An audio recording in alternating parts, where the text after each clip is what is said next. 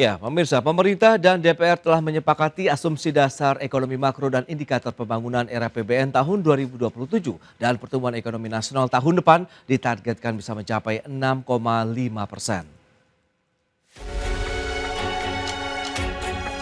Pemerintah bersama Badan Anggaran DPR RI telah menyepakati asumsi dasar ekonomi makro dan indikator pembangunan yang akan menjadi dasar penyusunan rancangan anggaran pendapatan dan belanja negara atau RAPBN tahun 2027. Setelah kesepakatan ini, pemerintah akan menjadikan rancangan awal RAPBN 2027 sebagai bahan untuk menetapkan angka usulan awal rancangan Undang-Undang APBN beserta nota keuangannya pada 16 Agustus 2026.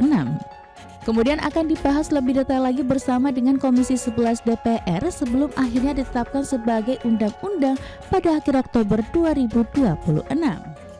Pemerintah dan DPR sepakat pertumbuhan ekonomi pada tahun 2027 ditargetkan bisa tercapai dalam rentang 5,8 hingga 6,5%. Laju inflasi di rentang 1,5 hingga 3,5%. Nilai tukar rupiah 16.800 hingga 17.500 per dolar Amerika Serikat. Sementara itu pendapatan negara tahun depan ditargetkan di kisaran 12,01 hingga 12,4% terhadap produk domestik bruto. Angka tersebut lebih tinggi dibandingkan usulan awal pemerintah yaitu 11,82 hingga 12,4% PDB. Berbagai sumber, IDX Channel. Baik pemirsa, untuk membahas tema kita kali ini, RAPBN 2027 antara disiplin fiskal dan ambisi pertumbuhan ekonomi tinggi. Kita sudah tersambung melalui Zoom bersama dengan Bapak Wijayanto Samirin, Ekonom Universitas Paramadina, kemudian Bapak Jimmy Gani, Ketua Dewan Pengawas Aprindo. Langsung saja kita sapa ini. Halo Pak Wija, apa kabar Pak? Kabar baik, Mas Pras. Assalamualaikum. Waalaikumsalam, terima kasih atas waktu yang disempatkan Pak Wija. Pak Jimmy, apa kabar Pak? Baik, Mas Pras. Halo Pak Wija, apa kabar? Kabar baik, Baik, Mas. terima kasih juga atas waktu yang disempatkan. Sebelum membahas lebih jauh ini Pak Wijaya, kita kan sedikit mereview di mana pemerintah tadi bersama DPR telah menyepakati asumsi dasar ekonomi makro dan juga indikator pembangunan dalam RAPBN tahun 2027 mendatang dengan pertumbuhan ekonomi yang ditargetkan dalam rentang 5,8 sampai dengan 6,5%. Nah, bagaimana pandangan Anda, cukup realistiskah dengan kondisi ekonomi global dan domestik di tahun 2026 ini, Pak Wija? Saya melihat ini asumsi proyeksi yang sangat agresif dan optimistis ya. Bukannya tidak mungkin, tetapi sangat-sangat optimistis. Karena kita lihat situasi global masih dinamis, pada saat yang bersamaan situasi domestik juga mesin ekonominya belum betul-betul siap untuk lari kencang. Kita masih punya banyak catatan, masih punya banyak masalah. Saya yakin asumsi pertumbuhan yang cukup tinggi di tahun 2027 tersebut di-trigger oleh pertumbuhan kuartal 1 2026 yang 5,61%. Tetapi kita semua paham bahwa pertumbuhan kuartal 1 yang lalu tersebut ada banyak faktor yang sifatnya seasonal, kemudian masih ada dispute terkait akurasi dari angka tersebut. Jadi Mas Pras, saya melihat asumsi ini sangat optimis, sangat agresif, karena kita sulit menjawab pertanyaan pertama, mesin ekonomi apa yang akan diandalkan pertumbuhan setinggi itu. Kemudian yang kedua, kita juga tidak boleh lupa, utang. Utang itu tahun depan akan menjadi pengerem luar biasa bagi kemampuan pemerintah untuk mendorong pertumbuhan melalui APBN. Baik, dengan beberapa kondisi dasar seperti yang Anda sampaikan begitu. PDB per kuartal 1 5,61% secara tahunan, inflasi per Juni 3,34% secara tahunan, kemudian rupiah per 3 Juni kembali lagi ke 17.960 dengan surplus neraca perdagangan yang akhirnya setelah dari tahun 2020 kita terus mencatatkan surplus, akhirnya defisit per Mei 2026 minus 1,61 miliar dolar Amerika Serikat. Belum lagi ya defisit APBN-nya sekitar 0,7% dari PDB. Nah, Anda melihat dengan kondisi tadi, apakah bisa menjadi pijakan kuat menatap tahun 2027 mendatang? Atau kita perlu ada satu kebijakan akseleratif lainnya begitu Pak Wija? Ya, kita harus mengantisipasi beberapa potensi perlambatan sehingga target tersebut tidak tercapai. Misalnya pertanyaan terkait daya beli masyarakat. Oke. Apakah betul daya beli masyarakat sudah recover, sudah kembali? Hmm. Data-data tahunan beberapa tahun terakhir dan tahun ini hingga bulan Juni menunjukkan belum mengalami recovery. Kemudian yang kedua investasi. Apakah investor sudah mengakhiri wait and see, kemudian berubah menjadi aksi? Nah, rasanya itu juga belum terjadi. Kemudian motor selanjutnya adalah government spending. Apakah penerimaan negara itu akan cukup besar sehingga bisa menjadi penopang pertumbuhan ekonomi? Kita harus ingat, government spending itu hanya sekitar 13% PDB. Kemudian Baik. yang terakhir ekspor. Nah, tadi Mas Pras menyebutkan Juni ini kita mengalami trade deficit. Yang ini di-trigger oleh peningkatan import energi, tetapi pada saat yang bersamaan juga karena volatilitas harga komoditas ekspor kita. Juga karena perlambatan demand dari dunia internasional terhadap Oke. produk-produk kita. Jadi beberapa hal ini menurut saya harus dimasukkan dalam kalkulasi. Dan kalau saya melakukan perhitungan, proyeksi, rasanya kok 2027 5,8, 6,5% itu sangat agresif. Saya cenderung setuju dengan forecast IMF dan World Bank, di mana ekonomi kita tahun depan akan tumbuh 5,1% dan 5,2%.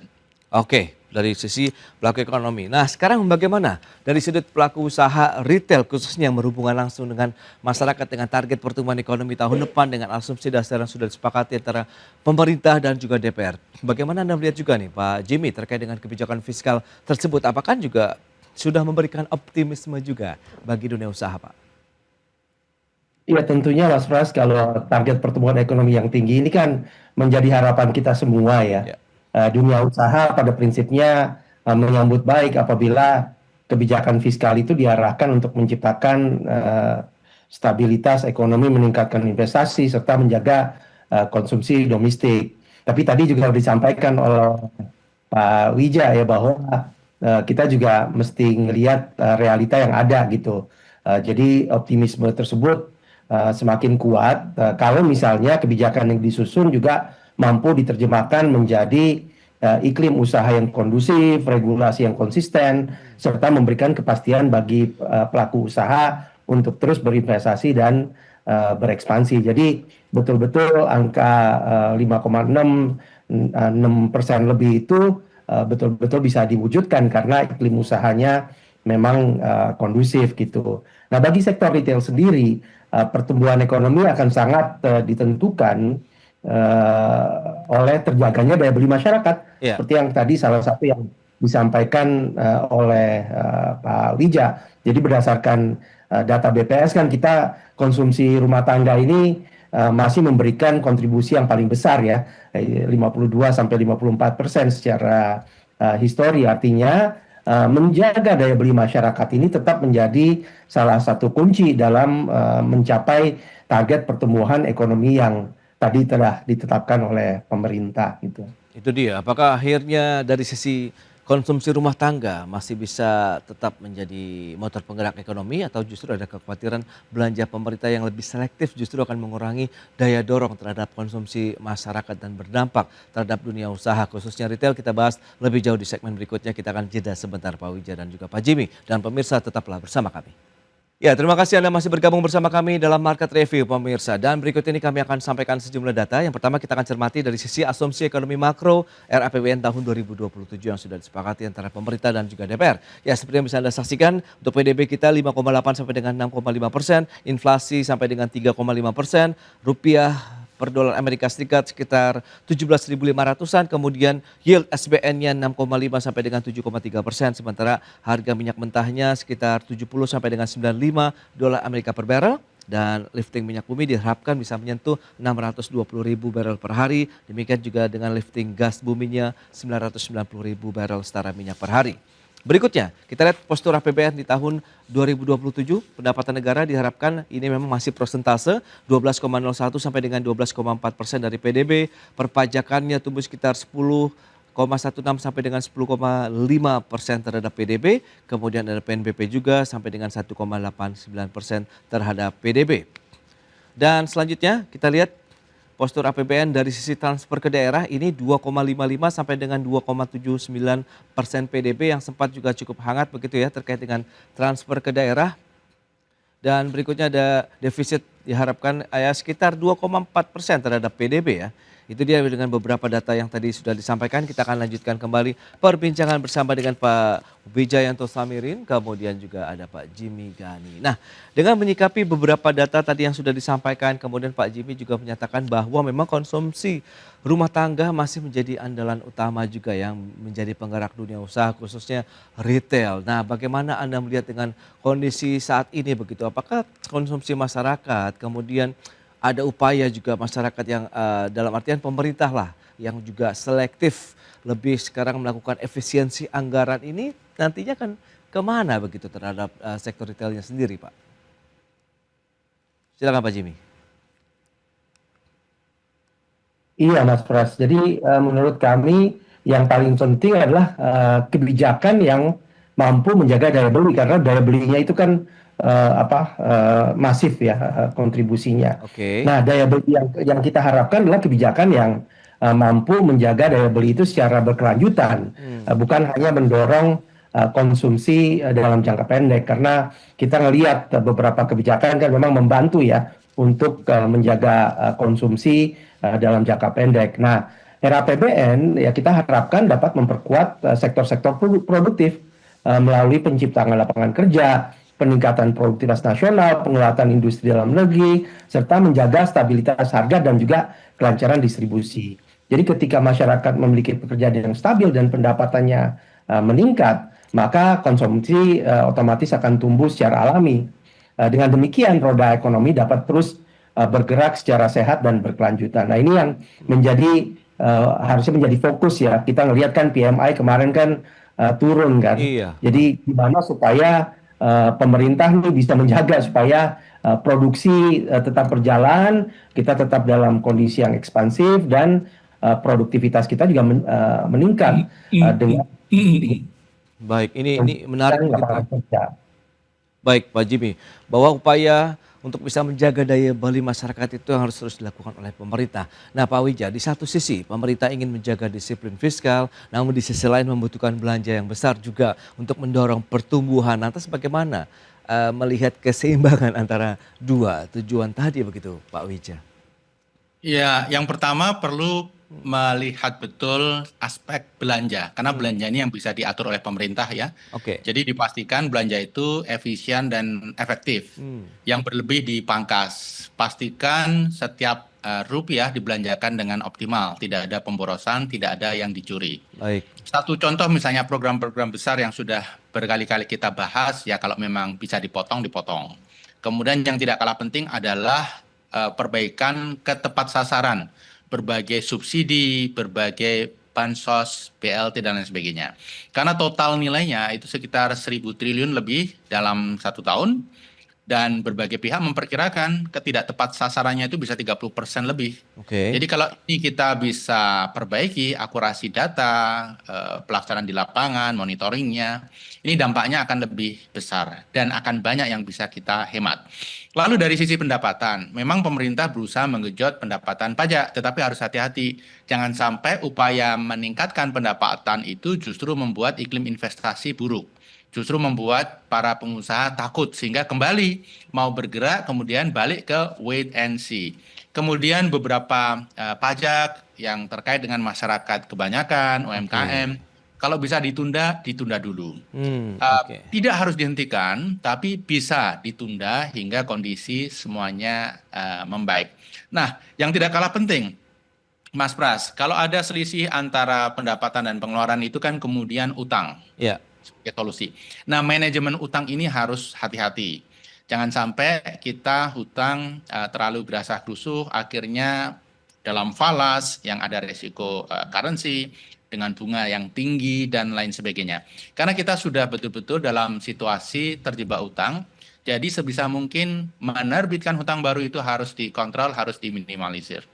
Oke, nah bicara mengenai ruang fiskal sendiri kita masih cukup kuat tidak Pak Wija kalau memang untuk mendukung tadi target pertumbuhan ekonomi yang tinggi? ruang fiskal kita sebelum Pak Prabowo menjabat presiden itu sudah sangat minim. 10% bahkan kurang dari itu. Oke. Kemudian Pak Prabowo memimpin, ada program-program baru seperti MBG membuat ruang fiskal itu semakin tipis lagi. Tapi begini, Mas Pras, tadi kan pemerintah juga mengatakan belanja pemerintah itu hanya 12% dari PDB tahun 2027. Artinya apa? Pemerintah tidak boleh terus-menerus mengandalkan APBN. APBN itu stimulus. Mesin utamanya adalah swasta. Oke. Jadi bagaimana swasta ini distimulus, dibuat confident, dibuat yakin, sehingga mereka bisa melanjutkan investasi, banyak transaksi, sehingga tercipta pekerjaan, pajak, aktivitas ekonomi, dan seterusnya. Jadi swasta itu kunci utama dalam situasi saat ini, Mas Pras. Oke, nah itu dia peran swasta seperti apa nih kalau kita bicara mengenai sektor retail begitu dengan harga yang cukup ketat begitu ya Pak Jimmy. Kita bahas lebih jauh nanti di segmen berikutnya. Kita akan jeda dulu sebentar Pak Jimmy dan juga Pak Wijaya. Dan pemirsa, kami akan segera kembali usai pariwara berikut ini.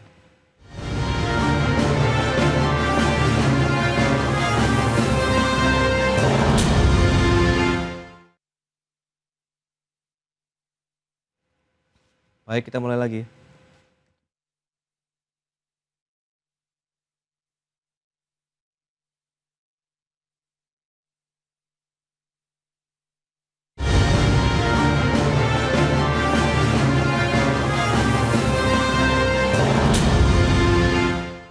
Baik pemirsa, kita lanjutkan kembali perbincangan bersama dengan Bapak Jimmy Gani, Ketua Dewan Pengawas Asosiasi Pengusaha Retail Indonesia. Kemudian juga ada Bapak Wijayanto Samirin, ekonom dari Universitas Paramadina. Ya, bicara mengenai swasta, nah tadi sudah disampaikan oleh Pak Wija nih Pak Jimmy, bahwa sekarang perannya dituntut ingin lebih dominan, lebih bergerak secara komprehensif lagi. Nah, butuh apalagi nih, insentifkah, kebijakan yang mendukung dunia usaha, atau daya beli lah yang sekarang saat ini menjadi suatu hal yang utama untuk menggerakkan roda ekonomi kita begitu. Baik tahun 2026 sampai dengan juga tahun 2027 mendatang Pak Jimmy.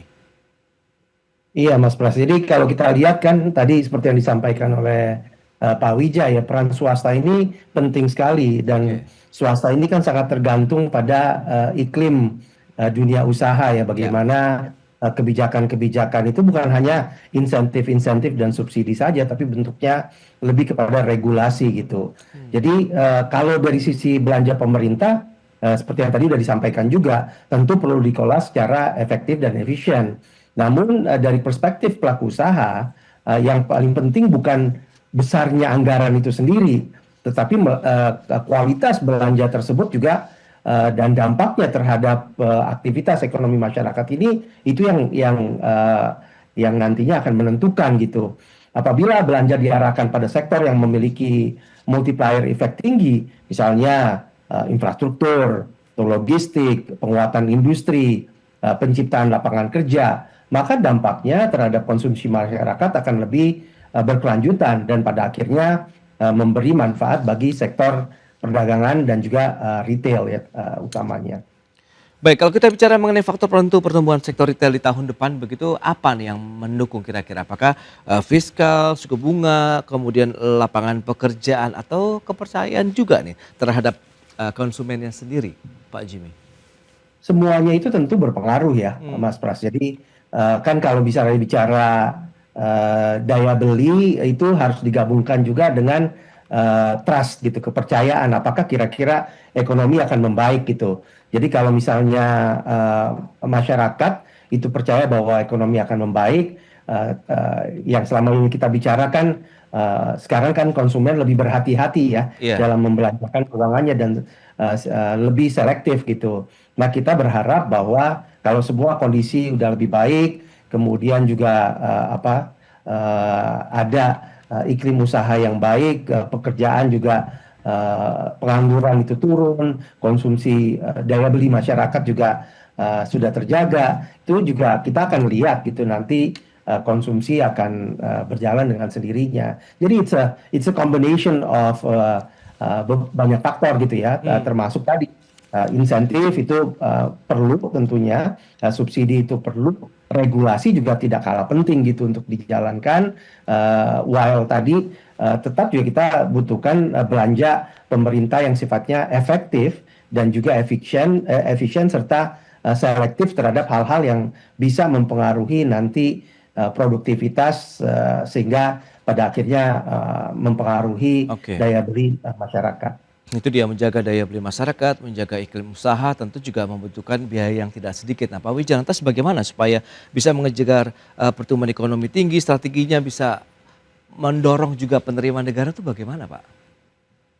Ya, memang begini, kita harus melihat beberapa hal yang sifatnya tren jangka panjang ya. Dari 8 tahun yang lalu hingga Oke. sekarang dan kemungkinan besar tahun ini berlanjut. Apa itu? Semakin mengecilnya jumlah middle income people kita.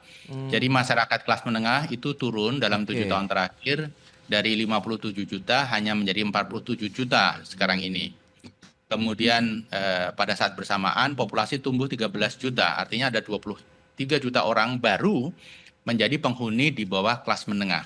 Jadi tren penurunan kelas menengah ini harus kita waspadai karena ini menggambarkan daya beli di masa mendatang kalau tren ini tidak kita akhiri.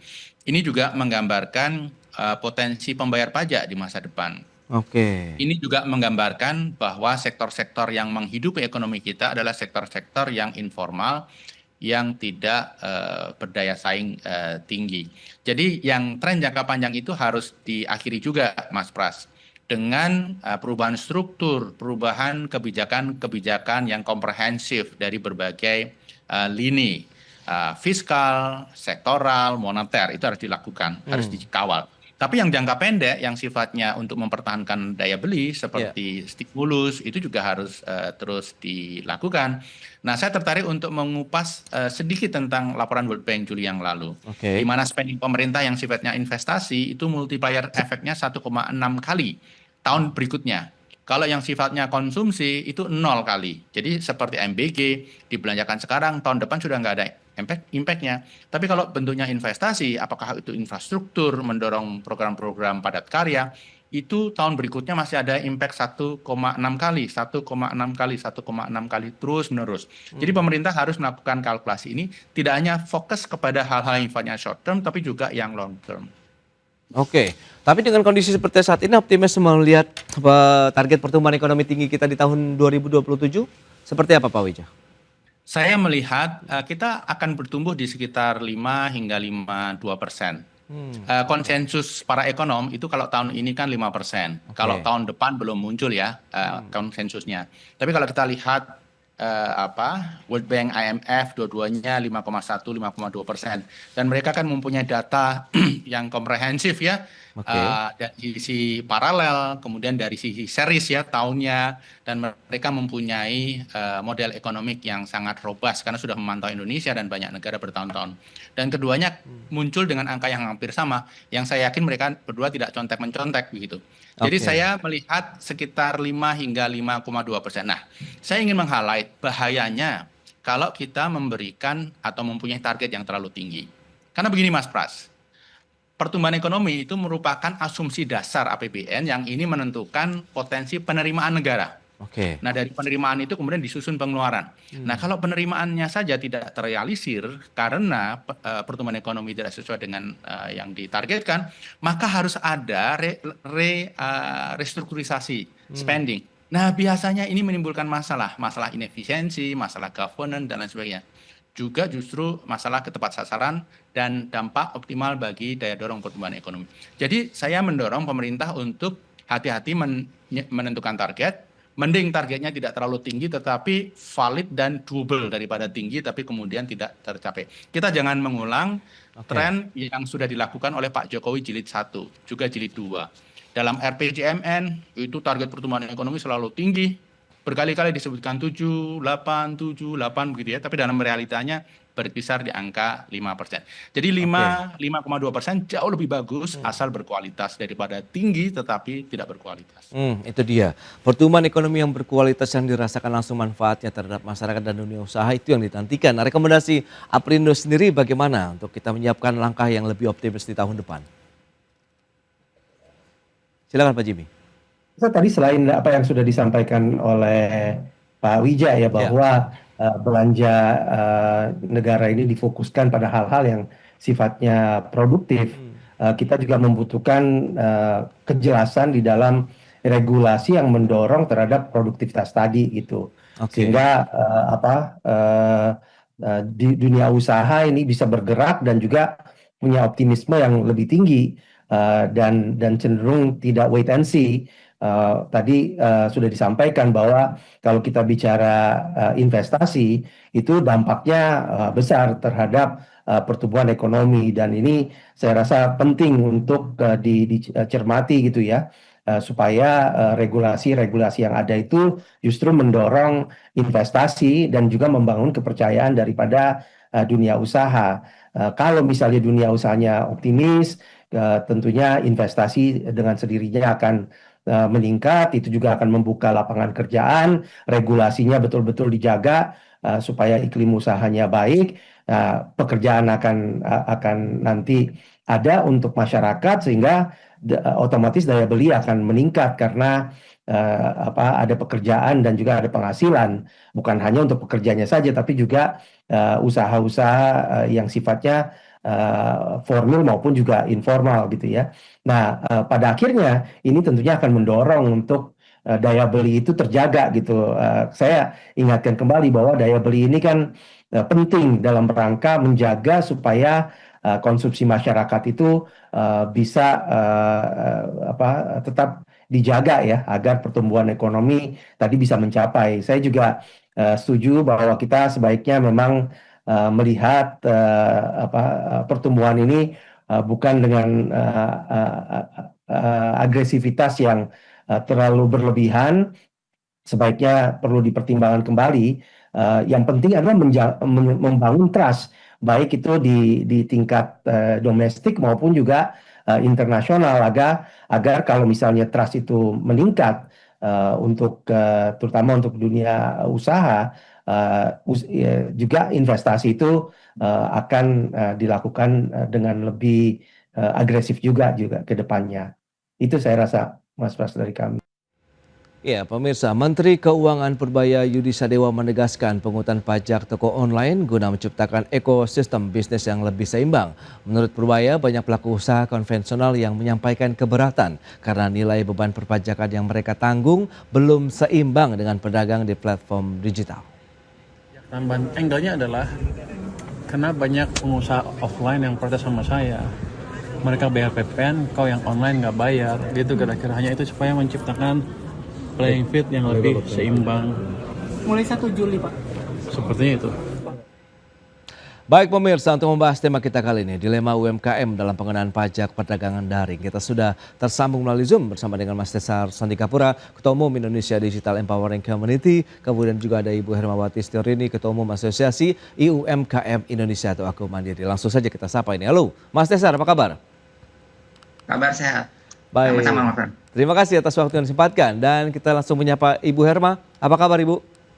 Baik, alhamdulillah tetap semangat di Indonesia ini. Udah. Baik, terima kasih atas waktu yang disempatkan. Tadi sudah disampaikan oleh Pak Purbaya begitu ya terkait dengan pengenaan pajak pelaku UMKM khususnya mungkin secara keseluruhan begitu ya di e-commerce. Nah, tanggapan dari pelaku UMKM terlebih dahulu nih terhadap kebijakan pemerintah begitu yang telah menjadikan platform marketplace sebagai pemungut pajak penghasilan pasal 22 bagi UMKM yang berjualan di marketplace. Adakah memang ini kegelisahan yang muncul sejak awal ide ini mengemuka sampai dengan mulai dilaksanakan per 1 Juli lalu atau bagaimana? Atau sebenarnya sudah siap, Bu Herma? Ya, sebenarnya kebijakan ini sangat meresahkan ya bagi pelaku usaha, khususnya mikro gitu loh. Oke. Meskipun pemerintah selalu bilang ini sebenarnya kebijakan lama, hanya mungkin sistemnya ya yang akan digunakan dengan pihak marketplace menjadi petugas pajak gitu loh. Oke. Hanya saja mestinya, dulu saya kayaknya di EDX juga pernah menyampaikan bahwa sebenarnya mudah loh. Kalau untuk menyasar pelaku usaha yang omsetnya di atas 500 juta, tinggal minta data dari marketplace siapa yang di atas 500 juta, nanti petugas pajaklah yang berkomunikasi langsung dengan pihak pelaku usaha itu sendiri, tapi dengan syarat ada edukasi, sosialisasi, teknisnya bagaimana. Nah, itu yang harus itu pernah saya sampaikan dengan Mas Iya. Pras juga gitu loh. Hanya saja kan ini tiba-tiba seperti ini di situasi di mana banyak mitra UMKM di marketplace itu banyak yang dia melakukan transaksi offline karena keberatan dengan biaya administrasi yang dipungut kan semakin tinggi. Dan saya juga nggak bisa menyalahkan pengusaha marketplace. Pasti dia juga ada biaya yang diminta pemerintah itu loh. Oke. Tapi ya itu akalnya gimana? Ongkos produksi naik, barang import masuk, yaitu mereka paling tidak harus melakukan transaksi offline. Nah itu apalagi nanti ditambah ini, belum ada sosialisasi, mereka sudah takut dulu, mereka pasti akan meninggalkan marketplace. Yang rugi siapa? Marketplace itu sendiri. Itu loh, itu yang enggak menurut saya bukan kebijakan sistem pengambilan pungutan pajak melalui marketplace dengan marketplace sebagai petugas pajak karena dia kan bekerja tidak dibiayai negara gitu loh. Nah itu menurut saya itu udah tumpang tindih dulu gitu. Nah itu kalau tadi dibilang resah sangat resah gitu loh. Dan ini Oke. tidak hanya pelaku usaha mikro, tapi masyarakat biasa aja kan sudah ada banyak hal yang listrik naik, BBM naik gitu. Itu pengaruh sekali dengan ongkos produksi, biaya daya beli mereka. Nah itu yang harus negara harus bijak ada di sisi rakyat sih, baik itu masyarakat sipil maupun pengusaha maupun siapapun rakyat Ya. Indonesia yang mereka posisinya memang kurang mampu ya atau mampu tapi tidak mencukupi. Itu sih menurut saya Mas. Itu dia kegelisahan dari pelaku UMKM ya terkait dengan kebijakan dari pajak begitu dari e-commerce ataupun beberapa hal yang sudah disampaikan begitu oleh Bu Hermana. IDX sendiri melihat bagaimana Mas Tesar begitu dengan mulai diberlakukannya pajak penghasilan bagi UMKM yang berjualan di platform e-commerce ini. Berlaku 1 Juli juga ini Pak. Iya, baik. Kalau saya lihat memang tergantung nawa itu dari pemerintah gitu ya. Balik lagi seperti kata Ibu tadi ya, sebenarnya apakah yang mau dicecar pemerintah ini ya, apakah memang pemain besar yang tanda kutip yang 500 juta ke atas omsetnya gitu ya, Oke. atau mereka mikirin juga nih pemain kecil jangan sampai mereka nggak bayar pajak gitu ya. Kalau misalkan mereka mengincar pemain besar, betul. Sebenarnya dengan pemilihan data saja, artinya si platform mengirimkan data ke dinas pajak itu sebenarnya sangat berguna sekali untuk DJP gitu ya, untuk bisa tanda kutip ya meminta langsung gitu ya laporan mereka secara resmi. Sehingga sebenarnya marketplace itu sifatnya hanya sebagai pembantu melaporkan gitu ya, jadi bukan sebagai perpanjangan tangan DJP gitu ya. Jadi hanya membantu secara digital gitu ya, bahwa si marketplace A tanda kutip ya punya UMKM ABCD gitu ya, dan besar Oke. omsetnya setahun begini, hanya itu batasannya gitu. Dan itu yang melaporkan juga harusnya persetujuan dari si UMKM gitu ya. Jadi sifatnya hanya membantu melaporkan gitu ya. Nanti penerapannya, pemotongannya semua harusnya tetap ada di tanggung jawab di DJP hal ini. Seperti itu Mas Pras. Baik, tapi realitanya di lapangan akankah seperti itu bahwa memang kalau yang disampaikan oleh Bu Herma kan tadi bahwa e-commerce ini jadi pemungut pajak. Tapi kalau Anda sampaikan justru dari pelaporan mungkin aktivitas transaksi yang ada di e-commerce begitu yang bisa dilihat ini menjadi satu hal yang menarik juga karena ada perpajakan juga di dalamnya begitu, Mas Tesar. Mas Pras, tadi terpotong Mas Pras. Ya, dengan beberapa informasi tadi yang sudah disampaikan begitu, apakah akhirnya dengan pajak yang diterapkan oleh marketplace ini kan Anda sampaikan ini lebih kepada membantu pelaporan pajak. Sementara Bu Herma tadi menyatakan bahwa si e-commerce-nya adalah sebagai pemungut pajak. Nah, nanti realisasinya di lapangan akan seperti apa? Iya, betul. Ini yang saya bilang SOP-nya mesti clear gitu ya. Jangan sampai nanti misalkan begini, Ya, si UMKM tidak merasa nih ya, kok omset saya sebesar ini gitu ya. Nanti padahal si marketplace sudah mengirim datanya ke pajak misalkan, ke Dijen Oke. Pajak. Ini kan jadinya ada perbedaan data nih ya. Mestinya si marketplace tidak punya hak untuk mengirim langsung ke DJP. Tetap verifikasinya nanti ada di UMKM gitu ya. UMKM akan melihat, oh tahun ini saya 600 juta nih. Mereka harus mengecek apakah benar ini 600 juta gitu ya. Setelah oke, bisa jadi data itu benar-benar persis. Nah, boleh mereka mengirim langsung gitu ya data yang ada di marketplace. Tapi bukan serta-merta mereka punya hak langsung mengirim data ini ke DJP. Ini yang menurut saya perlu diatur sejelas mungkin gitu ya, sehingga pihak marketplace tidak tadi seakan-akan menjadi petugas pajak gitu ya. Sebenarnya marketplace hanya sebagai pembantu mencatat transaksi yang ada di sistem platform mereka. Itu hanya sebenarnya harusnya. Oke, meskipun kita tahu yang sudah dilakukan adalah kebijakan pemerintah yang telah menjadikan platform marketplace sebagai pemungut pajak penghasilan pasal 22 bagi UMKM nih, kalau misalnya yang tadi sudah disampaikan di awal begitu ya Mas Tesar.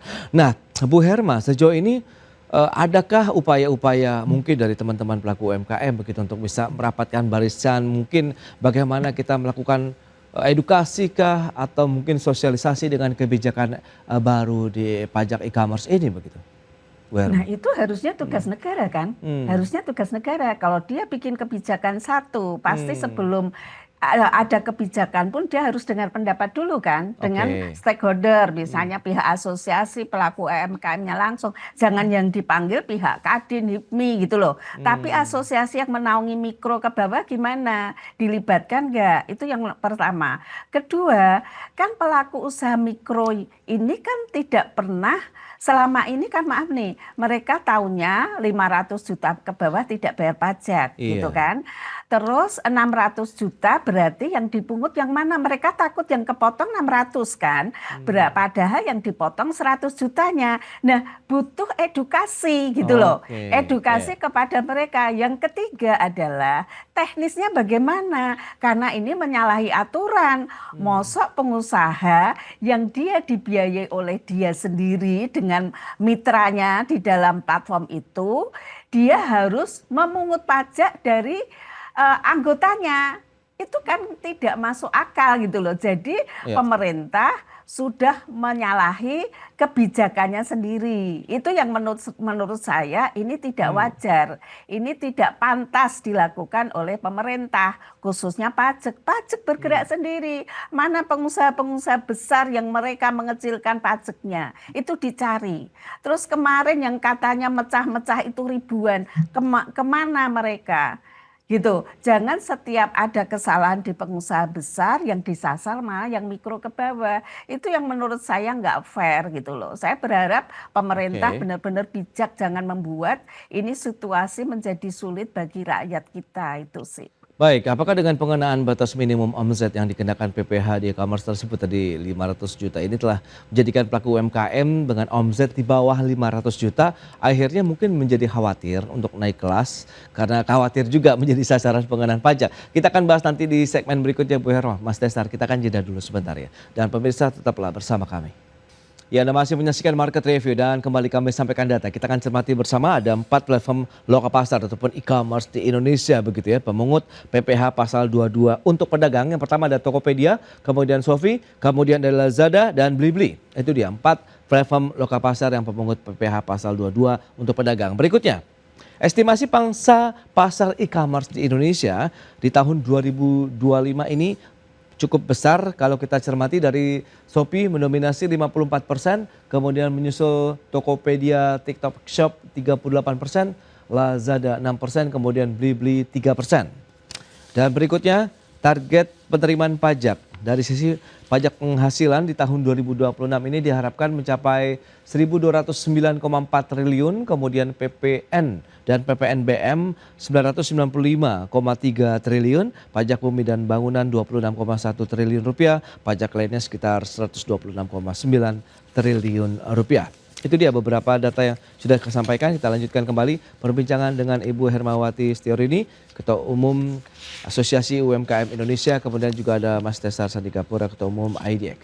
Ya, dengan beberapa informasi tadi yang sudah disampaikan Bu Herma, tadi sempat tertunda kalau kita bicara mengenai pengenaan pajak tadi begitu. Apakah dengan kondisi yang tadi dengan PPh yang batasannya hanya 500 juta ke atas begitu akan menjadi suatu kekhawatiran berikutnya kalau pelaku UMKM dengan omset di bawah 500 juta untuk ya bisa dikatakan takut naik kelas begitu karena akan jadi sasaran pengenaan pajak tambahan baru begitu Bu Herma. Ya, sebenarnya tanpa pajak ini pun ya, tanpa adanya pajak ini, UMKM sudah kayaknya udah nggak bisa bernafas lagi karena pemerintah tidak bergerak menyelesaikan masalah yang inti. Oke. Misalnya, kenapa ongkos produksi naik? Kenapa nggak PPN dulu yang diturunkan supaya ongkos produksi bisa ditekan dan pembeli juga bergairah untuk membeli. Itu nomor satu. Hmm. Kedua, produk import gitu. Kenapa produk import tuh bisa lebih murah dari produk domestik? Nah, itu Oke. mestinya PR negara. Hmm. Berarti apa? Oh, barang bahan bakunya kebanyakan import. Tapi kenapa yang dari luar bisa jualan di Indonesia itu lebih murah? Berarti negara tidak menetapkan pajak yang lebih mahal kepada barang yang masuk. Kalau di Oke. Cina, barang luar masuk ke negaranya dijual di mall itu harganya lebih mahal. Gitu loh. Nah, Oke. kalau kita kan enggak, kita malah justru, maaf nih kemarin saya juga berusaha ke pasar-pasar tradisional di fashion gitu, produknya sudah banyak yang tidak domestik dari Bangkok, dari Cina, dari Korea, harganya tuh murah sekali gitu loh. Sementara maaf yang produk kita, saya beli misalnya lihat di sana, itu harganya sampai 1.900.000, yang paling murah itu 200. Kalau ada yang harga 75.000 segala macam, itu kebanyakan bukan produk domestik yang dari toko batik bener-bener misalnya batik Pekalongan atau batik Solo Hmm. gitu. Karena yang namanya batik pasti cap atau mungkin ya batik tulis gitu kan. Nah, itu yang harusnya menjadi PR pemerintah. Kita ini kan sebenarnya harus menyelesaikan masalah di dalam dulu gitu loh. Lah ini tidak gitu loh. Itu yang membuat gimana ya, UMKM sebenarnya bukan masalah pajak ini gitu loh. Pajak Oke. itu bukan membuat mereka akhirnya takut naik kelas. Enggak, kalau mereka naik kelas karena pemerintah ini menyelesaikan itu, mereka pasti bersedia bayar pajak. Itu Baik, baik. kuncinya.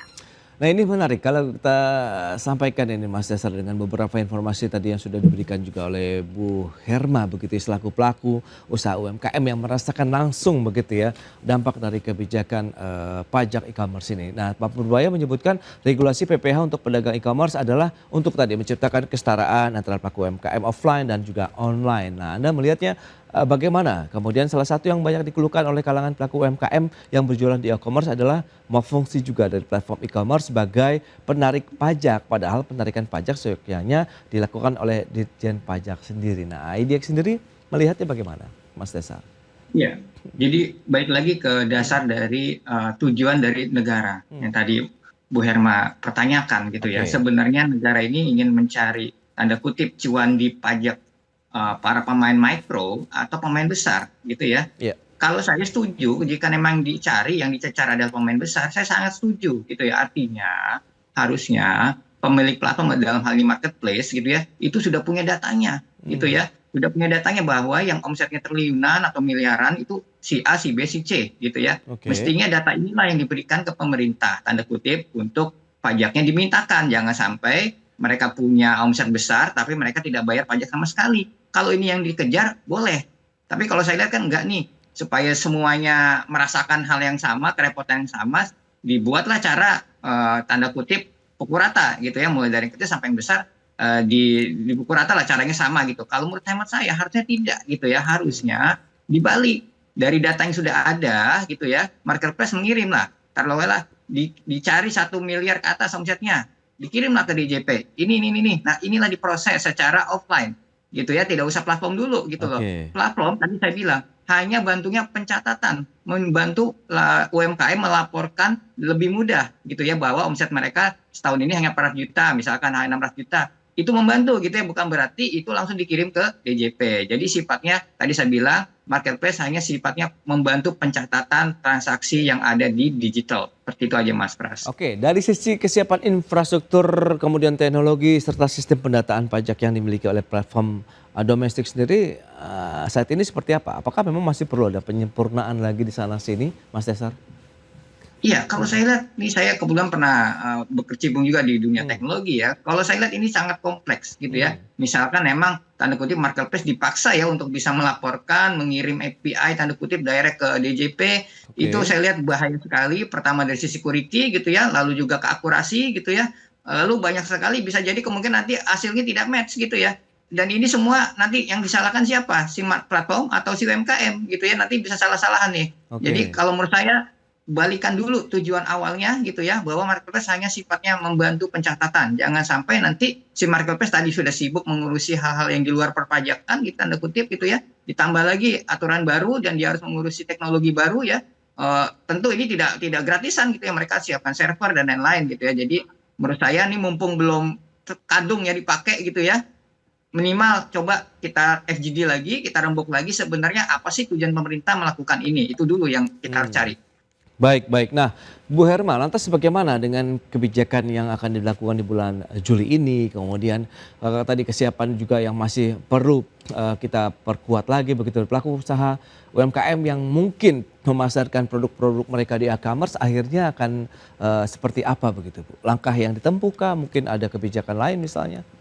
Harusnya kalau untuk pemerintah ya, kebijakan ini tidak pantas diberlakukan kepada pengusaha e-commerce dan tidak adil bagi pelaku usaha e-commerce di bawah 500 juta yang takut gitu loh. Oke. Nah itu pertama, kepada pelaku UMKM jelas mereka akan mundur dari e-commerce.